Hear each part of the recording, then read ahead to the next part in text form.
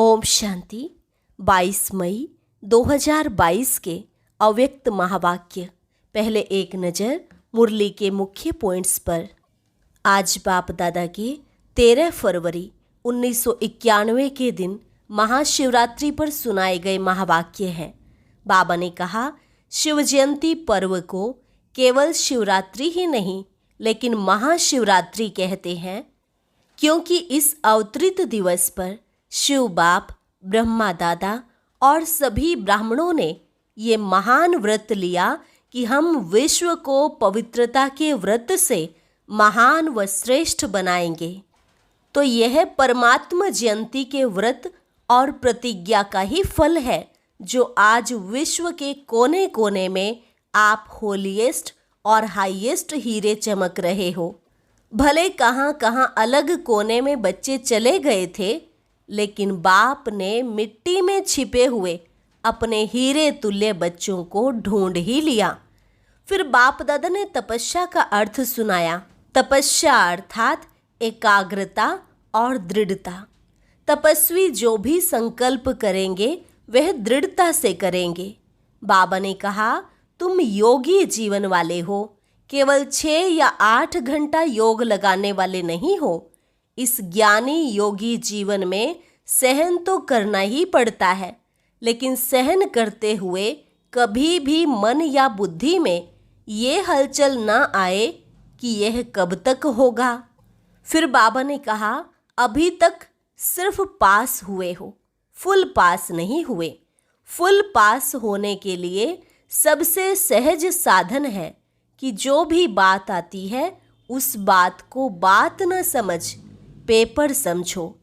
तुम्हें तो पास with honour बनना है ना, तो यही लक्ष्य रखो। पास होना है, पास करना है और बाप के पास रहना है।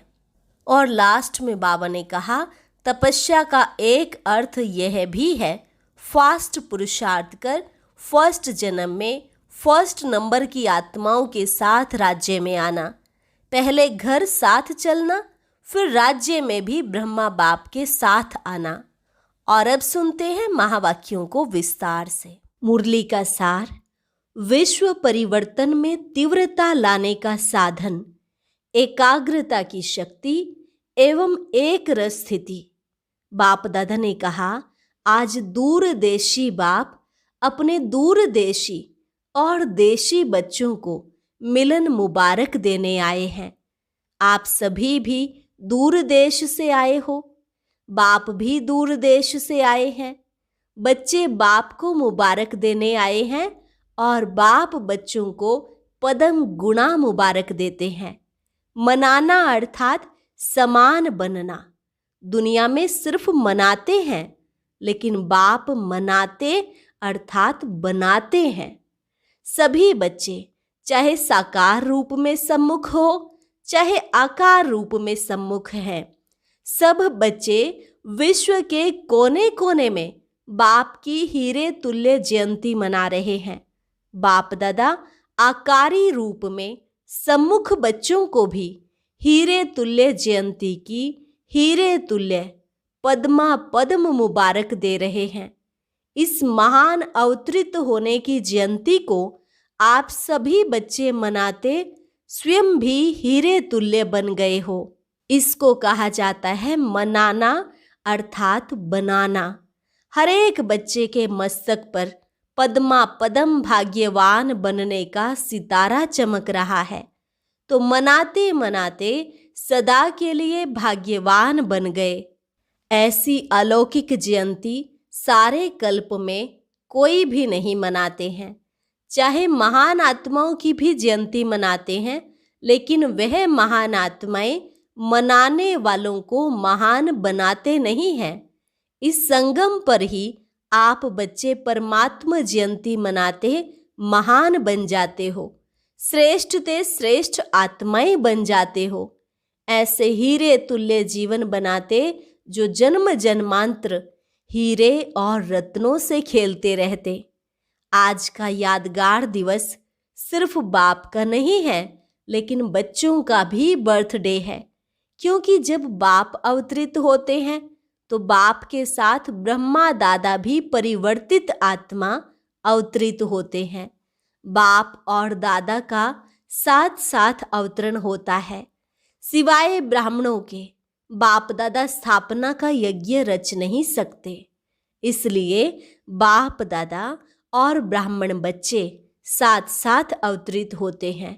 तो किसका जन्मदिन कहेंगे, आपका या बाप का?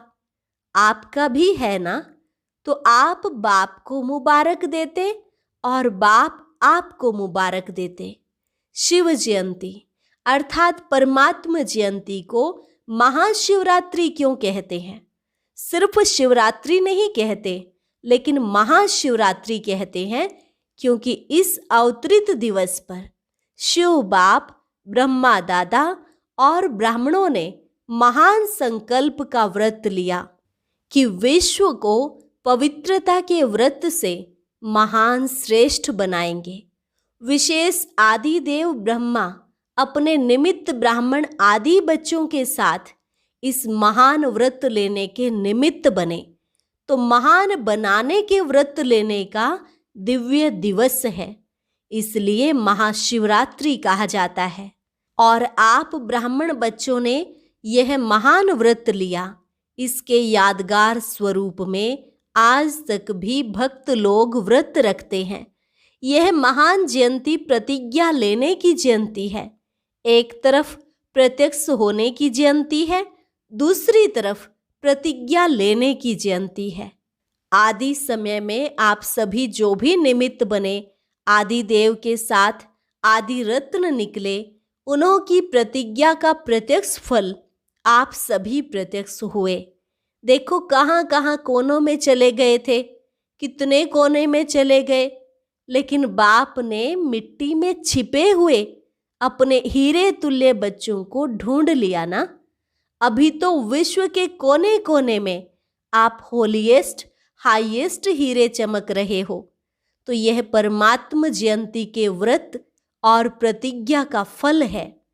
आप सभी अब भी चारों ओर शिव बाप के झंडे के आगे प्रतिज्ञा लेते हो ना। तो यह आदि रस्म की विधि अब तक आप भी करते रहते हो।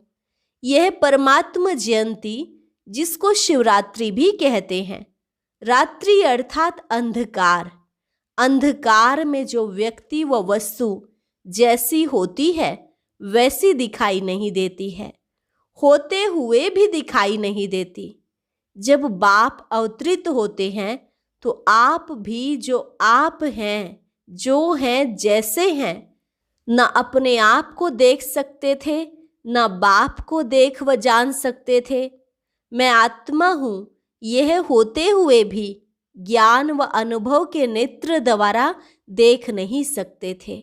नेत्र होते हुए भी अंधकार में थे। नेत्र यथार्थ कार्य नहीं करते थे, स्पष्ट दिखाई नहीं देता था।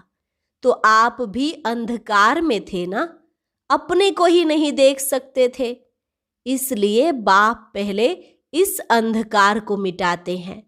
तो शिवरात्रि अर्थात अंधकार को मिटाए, यथार्थ का प्रकाश प्रज्वलित होना, इसलिए शिवरात्रि कहकर मनाते हैं। भक्ति मार्ग की विधियां भी आपकी यथार्थ विधियों का यादगार है। एक तरफ भक्तों की विधि और दूसरे तरफ है बच्चों की संपूर्ण विधि। दोनों ही देख बाप हर्षित होते हैं। आप लोग भी हर्षित होते हो ना कि हमारे भक्त फॉलो करने में कितने होशियार हैं। लास्ट जन्म तक भी अपनी भक्ति की विधियां निभाते आते हैं। यह सब है बाप और आप बिंदु रूप की कमाल। शिव बाबा के साथ सालिग्राम भी साथ साथ पूजे जाते हैं। आप सभी बिंदु स्वरूप के महत्व को जानते हो, इसलिए आज तक भक्तों में शिव अर्थात बिंदु स्वरूप का महत्व है। वे सिर्फ बिंदु रूप को जानते हैं, यथार्थ नहीं जानते हैं, अपने रूप से जानते हैं। लेकिन आप बाप को सिर्फ बिंदु रूप से नहीं, लेकिन बिंदु के साथ जो सर्व खजानों का सिंधु है, तो बिंदु के साथ सिंधु रूप को भी जानते हो।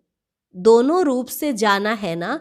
सिंधु स्वरूप को जानते आप भी मास्टर सिंधु बन गए। आप में कितने खजाने भरे हुए हैं, हिसाब लगा सकते हो। अनगिनत, अथाह और अविनाशी खजाने हैं। सभी मास्टर सिंधु बने हो ना, कि अब बनना है। तपस्या वर्ष में क्या करेंगे? तपस्या अर्थात जो भी संकल्प करेंगे वह दृढ़ता से। तपस्या अर्थात एकाग्रता और दृढ़ता। योगी जीवन में तो अभी भी हो। आप सब योगी जीवन वाले हो ना, कि 8 घंटा 6 घंटा या कुछ घंटे योग लगाने वाले हो। योगी जीवन तो है ही, फिर खास तपस्या वर्ष में क्यों रखा है? बाप दादा सभी बच्चों को योगी जीवन वाले, योगी आत्माओं के रूप में देखते हैं और हो भी योगी जीवन में। और जीवन तो समाप्त हो गई। भटकी हुई भोगी जीवन से थक कर, निराश होकर सोच समझ कर योगी बने हो। सोच समझ कर बने हो या किसके कहने से बन गए हो? अनुभव करके बने हो या सिर्फ अनुभव सुन करके बन गए हो? अनुभवी बन करके योगी बने हो या सिर्फ सुना और देखा तो अच्छा लग गया? सिर्फ देख करके सौदा किया है या सुनकर सौदा किया है? कहाँ किसके धोखे में तो नहीं आए हो? अच्छी तरह से देख लिया है? अभी भी देख लो, कोई जादू तो नहीं लग गया है। तीनों आंखें खोलकर सौदा किया है, क्योंकि बुद्धि भी आंख है। यह 2 आंखें और बुद्धि की आंख, तीनों खोलकर सौदा किया है। सभी पक्के हैं। सभी बच्चे मीठी मीठी रूह रिहान करते हैं, कहते हैं बाबा हैं तो आपके ही, और कहाँ तो जाएंगे ही नहीं। और ज्ञानी योगी जीवन भी बहुत अच्छी लगती है, लेकिन थोड़ा थोड़ा किसी न किसी बात में सहन करना पड़ता है। उस समय मन और बुद्धि हलचल में आ जाती है। यह कब तक होगा, कैसे होगा? बीच बीच में जो हलचल होती है, चाहे अपने से, चाहे सेवा से, चाहे साथियों से, यह हलचल निरंतर में अंतर ले आती है। तो सहन शक्ति की परसेंटेज थोड़ी कम हो जाती है। हैं पक्के, लेकिन पक्के को कभी कभी ये बातें हिला देती हैं। तो तपस्या वर्ष अर्थात सर्व गुणों में, सर्व शक्तियों में, सर्व संबंधों में, सर्व स्वभाव संस्कार में 100% पास होना। अभी पास हो, लेकिन फुल पास नहीं। एक है पास, दूसरा है फुल पास, और तीसरा है पास विद ऑनर। तो तपस्या वर्ष में अगर पास विद ऑनर थोड़े बने तो फुल पास तो सब बन सकते हैं। और फुल पास होने के लिए सबसे सहज साधन है जो भी कोई पेपर आते हैं, और इस तपस्या वर्ष में भी पेपर आएंगे। ऐसे नहीं कि नहीं आएंगे, लेकिन पेपर समझ कर पास करो। बात को बात नहीं समझो, पेपर समझो। पेपर के क्वेश्चन के विस्तार में नहीं जाते, ये क्यों आया, कैसे आया, किसने किया। पास होने का सोचकर पेपर को पार करते हैं। तो पेपर समझकर पास करो। ये क्या हो गया, ऐसे होता है क्या? या अपनी कमजोरी में भी यह नहीं सोचो कि यह तो होता ही है। अपने लिए सोचते हो यह तो होता ही है, इतना तो होगा ही, और दूसरों के लिए सोचते हो यह क्यों किया, क्या किया। इन सब बातों को पेपर समझकर फुल पास होने का लक्ष्य रख करके पास करो। पास होना है, पास करना है और बाप के पास रहना है, तो फुल पास हो जाएंगे। समझा? अभी मेजॉरिटी रिजल्ट में देखा जाता है कई बातों में तो अच्छी तरह से पास हो गए हैं। सिर्फ अपने पुराने स्वभाव और संस्कार जो कभी कभी नए जीवन में इमर्ज हो जाते हैं, अपने व दूसरों के स्वभाव संस्कार भी टक्कर खाते हैं। अपना कमजोर संस्कार दूसरे के संस्कार से टक्कर खाता है। यह कमजोरी अभी विशेष लक्ष्य को पहुंचने में विघ्न डालती है। फुल पास के बजाय पास मार्क दिला देती है। न अपने स्वभाव संस्कार को संकल्प व कर्म में लाओ, न दूसरों के स्वभाव संस्कार से टक्कर खाओ। दोनों में सहन शक्ति और समाने की शक्ति की आवश्यकता है। यह फुल पास के समीप लाने नहीं देती और यही कारण है जो कहाँ अलबेलापन, कहाँ आलस्य आ जाता है।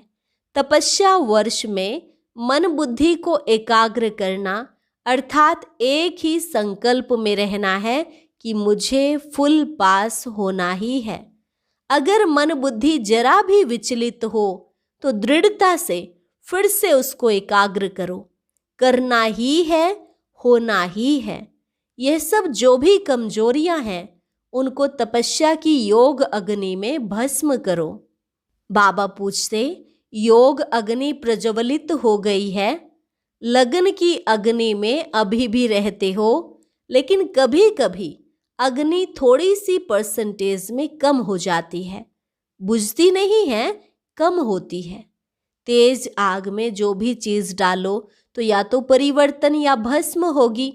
परिवर्तन और भस्म करने दोनों में तेज आग चाहिए।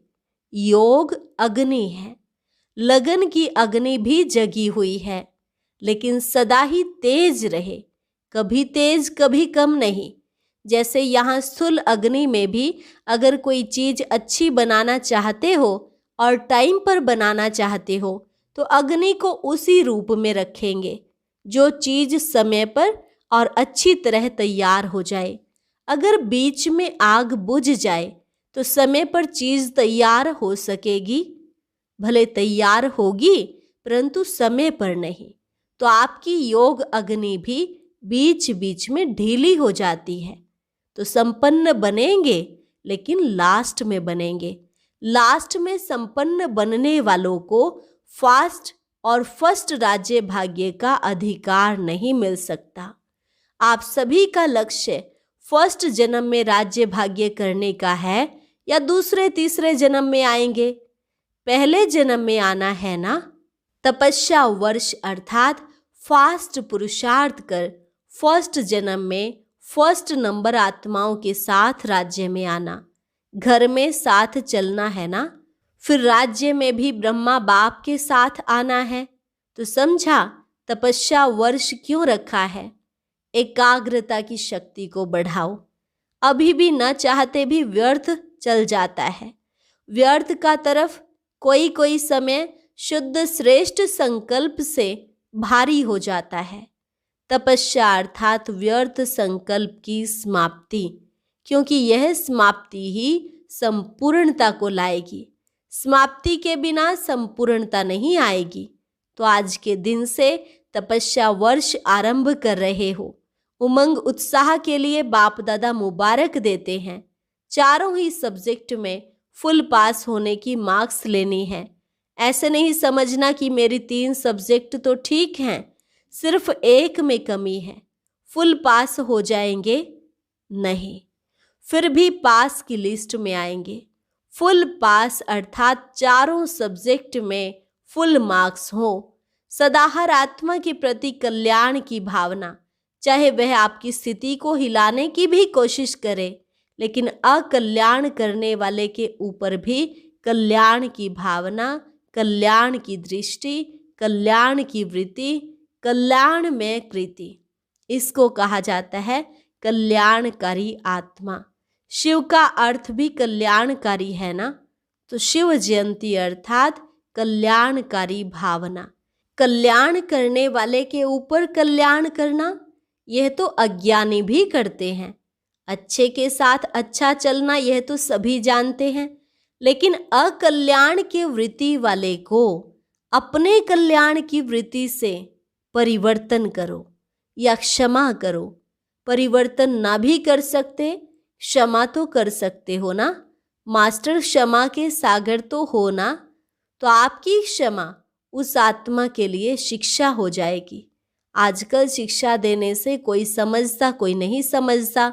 यह करो तो यह शिक्षा हो जाएगी। क्षमा अर्थात शुभ भावना की दुआएं देना, सहयोग देना। शिक्षा देने का समय अभी चला गया। अभी स्नेह दो, सम्मान दो, क्षमा करो, शुभ भावना रखो। शुभ भावना रखो, यही शिक्षा की विधि है। वह विधि अब पुरानी हो गई है तो नई विधि आती है ना। तपस्या वर्ष में इस नई विधि से सर्व को और समीप लाओ। सुनाया था ना कि दाने कुछ तैयार हो भी गए हैं, लेकिन माला अभी तैयार नहीं है। धागा भी है, दाने भी हैं, लेकिन दाना दाने के समीप नहीं है, इसलिए माला तैयार नहीं है। अपनी रीति से दाना तैयार है, लेकिन संगठन में समीपता में तैयार नहीं है। तो तपस्या वर्ष में बाप समान तो बनना ही है, लेकिन दाना दाने के समीप भी आना है। समझा? बाकी योगी थे, योगी है, सदा योगी जीवन में ही रहना है। ड्रामा की हर सीन को न्यारे प्यारे बन देखते चलो। ड्रामा की हर सीन प्यारी है। दुनिया के लिए जो अप्यारी सीन है वह आपके लिए प्यारी है। जो भी होता है उसमें कोई राज भरा हुआ होता है। राज को जानने से कभी किसी बात में, किसी दृश्य में नाराज नहीं होंगे। राज को जानने वाले नाराज नहीं होते, राज को न जानने वाले नाराज होते हैं। डबल विदेशी भी इस बारी शिव जयंती मनाने टाइम पर पहुंच गए हैं। दृढ़ निश्चय रखा कि जाना ही है तो पहुंच गए ना। जाए ना जाए यह सोचने वाले रह गए। अभी तो ये कुछ भी नहीं है, अभी तो होना है। अभी प्रकृति के फुल फोर्स की हलचल शुरू नहीं की है, करती है, लेकिन फिर आप लोगों को देखकर थोड़ा ठंडी हो जाती है। वे भी डर जाती है कि मेरे मालिक तैयार नहीं है, किसकी दासी बने। निर्भय होना, डरने वाले तो नहीं होना। लोग डरते हैं मरने से, और आप तो हैं ही मरे हुए। पुरानी दुनिया से मरे हुए हो ना, नई दुनिया में जीते हो। पुरानी दुनिया से मरे हुए हो तो मरे हुए को मरने से क्या डर लगेगा। और ट्रस्टी हो ना, अगर कोई भी मेरापन होगा तो माया बिल्ली म्याऊं म्याऊं करेगी, मैं आऊं मैं आऊं। आप तो हो ही ट्रस्टी, शरीर भी मेरा नहीं। लोगों को मरने का फिक्र रहता है, या चीजों का या परिवार का फिक्र होता है। आप तो हो ही ट्रस्टी। न्यारे हो ना कि थोड़ा थोड़ा लगाव है। बॉडी कॉन्शियसनेस है तो थोड़ा थोड़ा लगाव है। इसलिए तपस्या अर्थात ज्वाला स्वरूप निर्भय। अच्छा, बाबा ने कहा दोनों मुरब्बी दादियां सुन रही हैं, देख रही हैं, कुछ नवीनता देखनी चाहिए ना। बाप दादा ने पहले भी सुनाया कि एक है वाणी की सेवा, दूसरी है फरिश्ता मूर्त और शक्तिशाली स्नेहमयी दृष्टि की सेवा। कुछ समय इन्हों को ये सेवा का पाठ मिला हुआ है। आदि से वाणी और कर्म की सेवा तो करती ही रही हैं। इस विधि को सेवा का यह भी ड्रामा में पार्ट है। अंत में यही सेवा रह जाएगी। यह पार्ट थोड़े समय के लिए इन्हों को मिला है, फिर भी मुरब्बी बच्ची है ना। इन्हों के हिसाब किताब चुकतू होने में भी सेवा है। निमित्त हिसाब है, लेकिन राज सेवा का है। बेहद के खेल में यह भी एक वंडरफुल खेल है। दोनों का पार्ट भी नवीनता है। ये जल्दी जल्दी हिसाब किताब चुकतू कर संपन्नता और संपूर्णता के समीप जा रहे हैं।